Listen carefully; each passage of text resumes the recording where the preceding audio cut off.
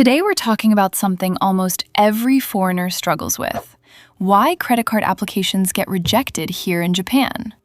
I'm going to break down the 5 most common reasons. Make sure you stick around for number 5 because it catches a lot of people off guard.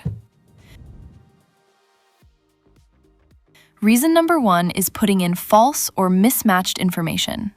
This usually happens in 3 places: your name, your annual income, and the cashing amount. Your name has to perfectly match your passport and your bank account. Your first name and middle name should be written in the exact order shown on your passport, with your surname listed separately. Typically, the first and middle names are grouped together, while the surname stands alone. In the kanji and hiragana section, write it exactly as it appears on your bank account. For your annual income, be realistic. If you're a student working the standard 28 hours a week, your income is roughly 1.3 to 1.5 million yen. Don't exaggerate it. And finally, for the cashing or cash advance limit, always set this to 0. It highly increases your chances of approval. Reason number 2, your credit history. If you just arrived in Japan, you have 0 credit history, which makes it tough. But what's worse is a bad history. If you've been late on payments for 3 months or more, you end up on a blacklist. To build a good history, make absolutely sure you are paying your phone installments and utility bills on time every single month. Reason number 3 is your visa duration. If you have 1 year or less remaining on your current visa, credit card companies are going to be hesitant. From their perspective, there's a risk you might leave the country without paying off your balance. It's much easier to apply right after you've renewed a longer-term visa. Reason number 4, applying for too many cards at once.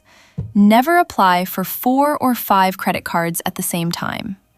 Japan has 3 main credit screening agencies: JICC, CIC, and KSC. If one company rejects you, the others immediately know about it. These agencies keep your application record on file for about 6 months, so if you get rejected, wait at least 6 months before you try applying for another card.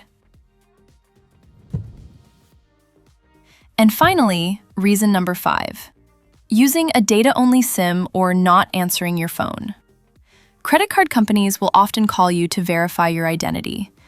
If your phone is unreachable, or if you just ignore the call from an unknown number, your application will be automatically rejected.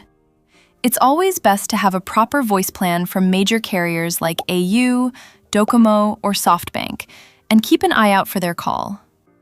Getting a credit card in Japan can be tricky, but avoiding these 5 mistakes will give you a massive advantage.